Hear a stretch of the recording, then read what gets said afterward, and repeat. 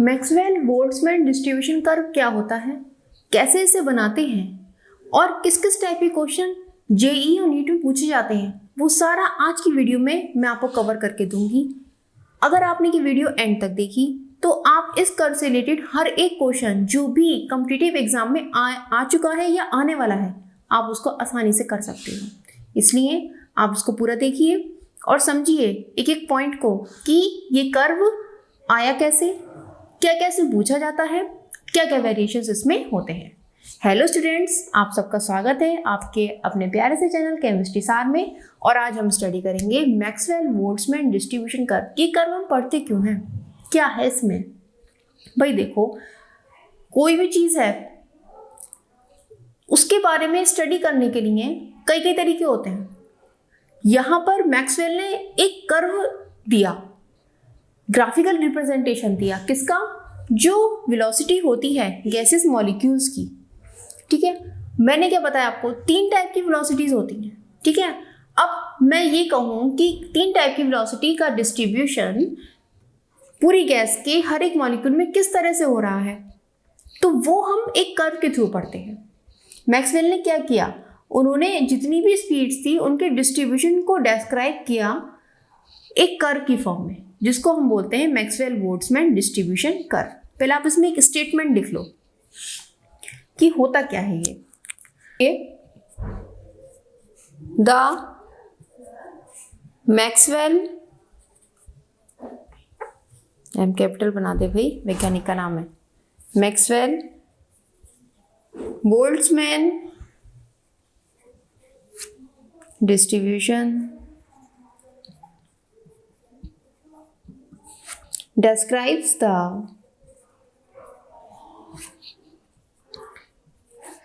distribution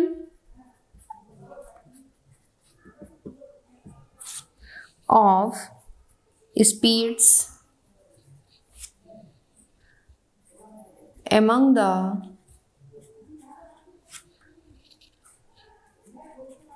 molecules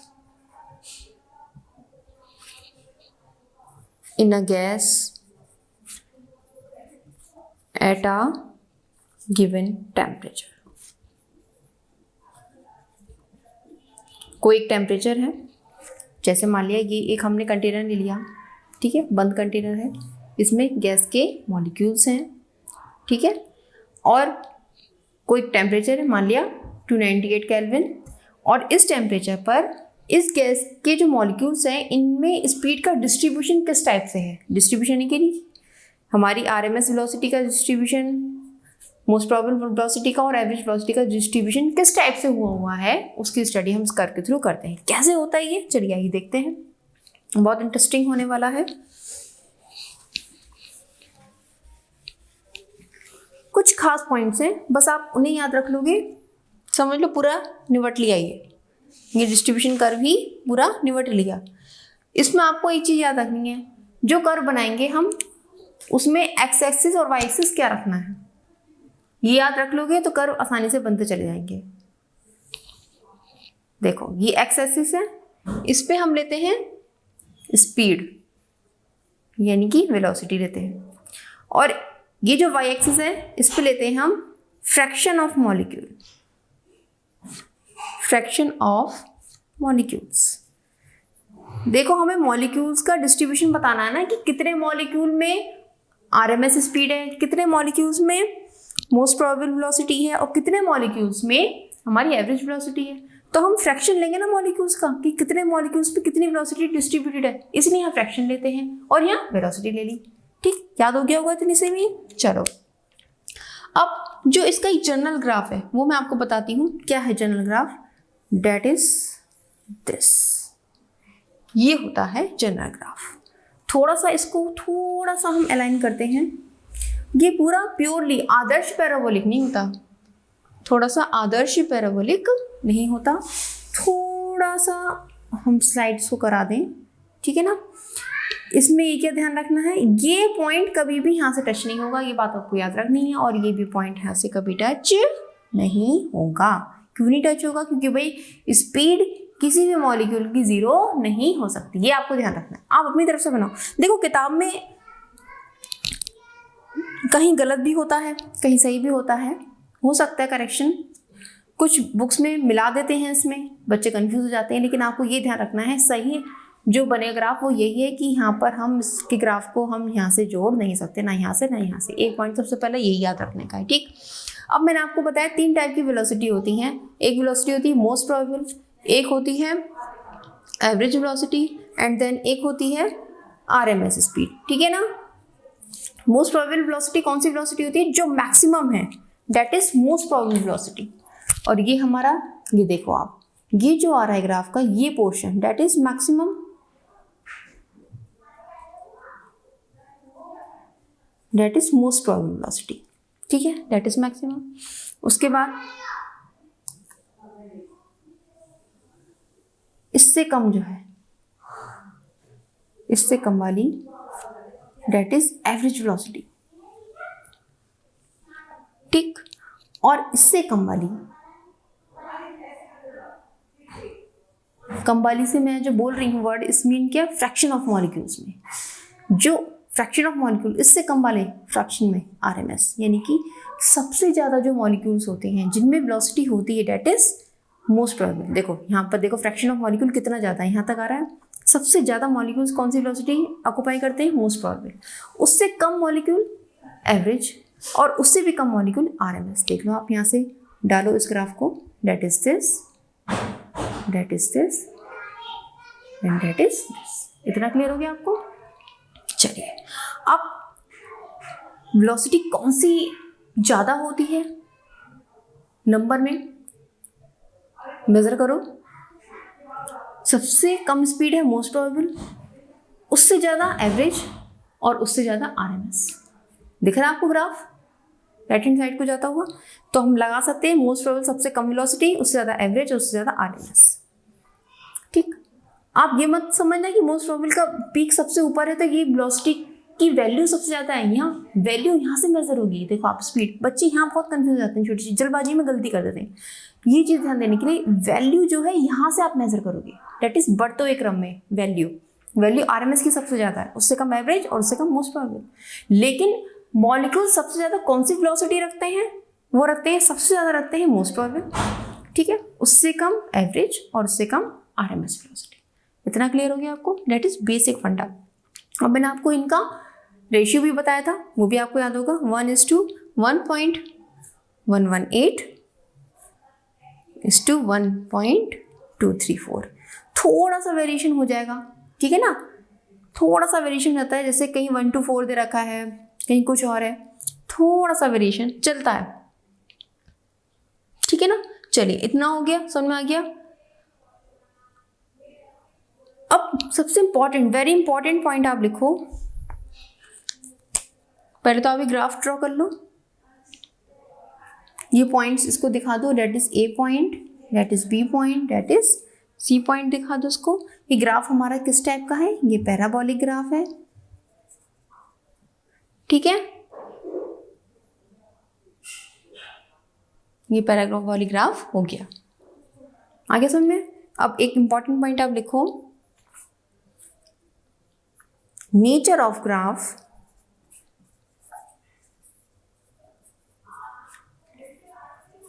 depends on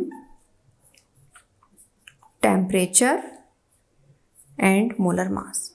यही दो चीजें हैं जिन पर ग्राफ डिपेंड करता है, कोई और तीसरी चीज नहीं है, टेम्परेचर एंड मोलर मास। क्यों भाई? देखो, टेम्परेचर अगर बढ़ाएंगे या घटाएंगे तो स्पीड में अंतर आएगा। मैंने आपको काइनेटिक एनर्जी की थ्योरी पढ़ाई थी, उसमें क्या था, अगर टेम्परेचर बढ़ा दिया जाए, आग लगा दी जाए, तो आप तेजी से भागोगे, भगदड़ मच जाएगी और तेजी से भागोगे, स्पीड बढ़ जाएगी, तो बस टेम्परेचर पे डिपेंड करेगा। और मोलर मास पे से डिपेंड करेगा। भाई देखो, भारी मॉलिक्यूल धीरे धीरे उड़ेगा, हल्का मॉलिक्यूल तेजी से उड़ेगा, हल्के मॉलिक्यूल की वेलोसिटी ज़्यादा होगी और भारी मॉलिक्यूल की वेलोसिटी कम होगी। कॉमन सेंस बात समझ में आ रहा है? और वेलोसिटी में भी फॉर्मूले में है, क्या है वेलोसिटी के फॉर्मूला? अगर आरएमएस वेलोसिटी की बात करें, is equal to 3RT/m, √3RT/m, molar mass, बस टेम्परेचर मोलर मास पे डिपेंड करेगा, क्योंकि वेलोसिटी इस पे डिपेंड करती है। आगे बात समझ में? ठीक है, तो ये पॉइंट आप मोस्ट इंपॉर्टेंट पॉइंट है, इसको आप नोट कर लो, ठीक है ना। चलिए, हो गया ना नोट? इतना नोट करना है आपको। कर लिया नोट? चलिए अब आगे बढ़ते हैं।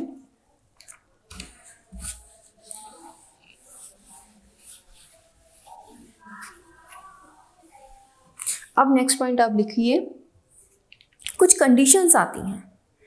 Condition number first,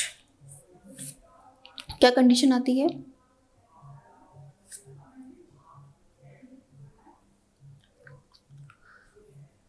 on increasing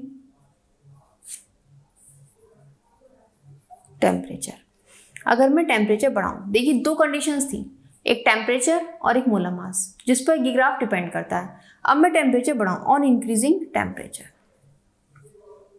क्या होगा? जब टेम्परेचर इंक्रीज करता है तो ग्राफ कुछ इस टाइप का होता है। ये हमारी स्पीड हो गई, वेलोसिटी, और ये हमारा फ्रैक्शन हो गया, हमने शॉर्ट में लिख लिया एफ। एक ग्राफ ये दे रखा है आपको और दूसरा ग्राफ आपको ये दे रखा है। अब बताओ मुझे कि ये एक गैस के लिए है, एक गैस के लिए दो ग्राफ दिए हुए हैं, एक गैस के लिए दो ग्राफ। जैसे मान लिया मैंने यहाँ नाइट्रोजन गैस ले ली, अब उस गैस के लिए दो ग्राफ दिए हुए हैं आपको। अब आप बताओ मुझे क्या होगा। देखो, जब टेम्परेचर इंक्रीज करते हैं, टेम्परेचर मैंने बढ़ाया तो क्या होगा? वेलोसिटी बढ़ जाएगी, बहुत तेजी से मॉलिक्यूल भागने लगेंगे। तो उनकी क्या होती है? रेंज बढ़ जाती है, रेंज बढ़ जाती है। अब ध्यान से देखो, रेंज बढ़ने का मतलब फैलाव हो जाता है, फैलाव हो जाता है। यानी कि अगर ये T1 टेम्परेचर पर ग्राफ है, ये T2 टेम्परेचर पर ग्राफ है, तो T2 ज़्यादा होगा T1 से। अब पूछोगे वाई? वाई ज़्यादातर लोग रटा देते हैं, रट लो बेटा। अगर टेम्परेचर बढ़ रहा है तो स्पेंड होगा, ग्राफ फैल जाएगा, T2 बड़ा होगा T1 से, बस। क्यों होता है ऐसा? कभी लॉजिक सोचा दिमाग में ऐसा क्यों होता है? ऐसा क्यों हो रहा है? ध्यान से देखो क्यों हो रहा है ऐसा। जैसे टेम्परेचर बढ़ता है, टेम्परेचर मैंने बढ़ाया, वेलोसिटी बढ़ी, काइनेटिक एनर्जी बढ़ी, वेलोसिटी बढ़ी।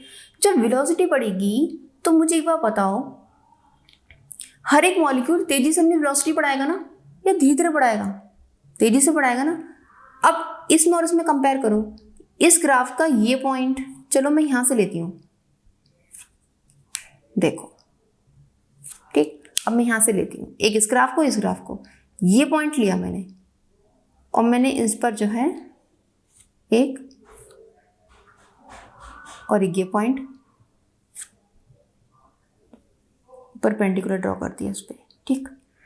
ध्यान से देखो, यहां से यहां तक पहुंचने में टाइम लग रहा है, फ्रैक्शन ऑफ मॉलिक्यूल्स, ये बहुत तेजी से अचीव हो रहा है।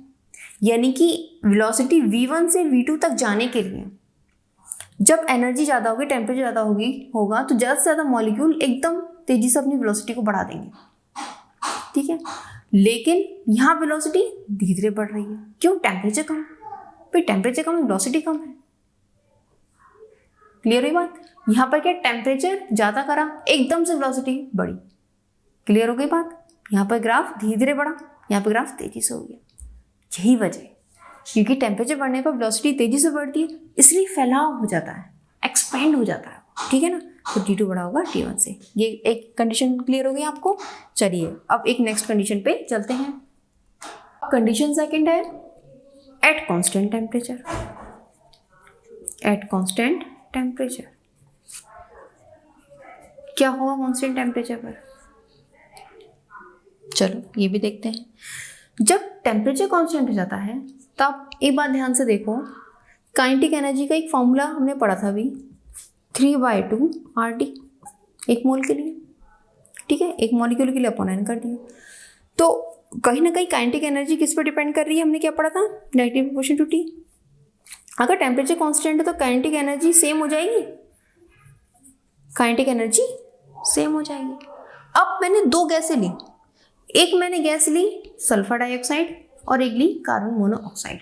ठीक है, दोनों गैसें कांस्टेंट टेम्परेचर पर है। क्वेश्चन आपसे ये पूछा जाता है सल्फर डाइऑक्साइड और कार्बन डाइऑक्साइड, दो गैसें हैं हमारे पास, कार्बन मोनोऑक्साइड, इन दोनों गैसों का सेम टेम्परेचर पर ग्राफ कैसा होगा, क्या सेम होगा या उनकी स्पीड्स में थोड़ा चेंज आ जाएगा, that's a question.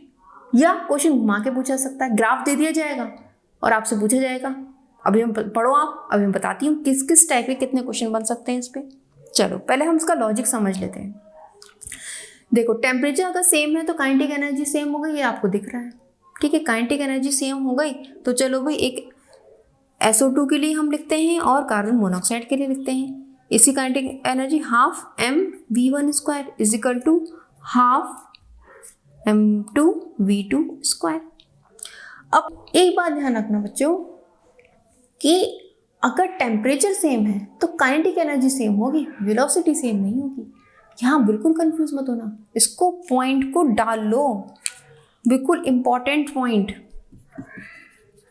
Important point क्या है, at constant temperature, at constant temperature kinetic energy is same but velocity is not. ये बहुत इंपॉर्टेंट पॉइंट है, बच्चे कंफ्यूज ना हो जाएगा, इसलिए मैंने बीच में रोक कर ये बात आपको लिखवाई है, इसको लिख लो। कांस्टेंट टेम्परेचर पर काइनेटिक एनर्जी तो सेम होगी लेकिन वेलोसिटी सेम नहीं होगी, लिख लिया इस चीज़ को, ठीक है।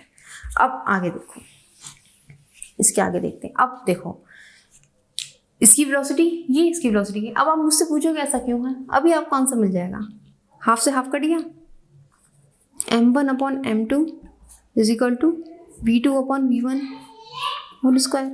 या मैं ये कह सकती हूँ m is inversely proportional to v। ध्यान से देखो आप, इस फॉर्मूले से ये चीज़ आपको समझ में आ रही है, स्क्वायर, ये चीज़ समझ में आ रही है, ठीक है ना। यानी कि जिसका मास ज़्यादा होगा उसकी वेलोसिटी कम हो जाएगी, क्योंकि आप ध्यान से देखो काइनेटिक एनर्जी का फॉर्मूला क्या होता है, half mv square. Kinetic energy same है यानी कि m और v स्क्वायर का गुणनफल, इन दोनों का मल्टीप्लिकेशन सेम होगा, ना कि ये दोनों अलग अलग। अगर मास दोनों के डिफरेंट हो रहे हैं तो ऑब्वियसली वेलोसिटी डिफरेंस हो जाएगा। आ गया क्वेश्चन का आंसर, आपको मिल गया। मास डिफरेंट है दोनों के, देखो मास डिफरेंट है। सल्फर का निकालो, सल्फर डाइऑक्साइड का निकालो, कितना होगा, 32 + 32 64 64, और इसका निकाल लो 12 और 16 28। आगे बात समझ में, मास डिफरेंट है तो वेलोसिटी भी डिफरेंट होगी। इतना क्लियर हो गया आपको, ठीक, यानी कि मास वेलोसिटी की इनवर्सली प्रोपोर्शनल है। चलो आओ ग्राफ बनाते हैं। अब ग्राफ बनाने का वक्त आ चुका है। अब बताओ कैसा ग्राफ होगा, थोड़ा सी और जगह ले लो भाई, ठीक, ये हमारी स्पीड है और ये हमारे फ्रैक्शन ऑफ मॉलिक्यूल्स हैं। ग्राफ बनाओ जल्दी से, किसका ऊंचा किसका नीचा, कैसा ग्राफ होगा। देखो एक ग्राफ ये और दूसरा ग्राफ ये। अब कौन सा किसका होगा भाई, ये वाला ग्राफ होगा SO2 का और ये वाला ग्राफ होगा CO का। अब भाई ऐसा क्यों है भाई, इसका एक्सप्लेन करिए।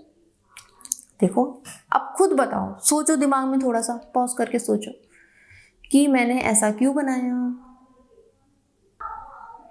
बिल्कुल सीधा सामने दिख रहा है।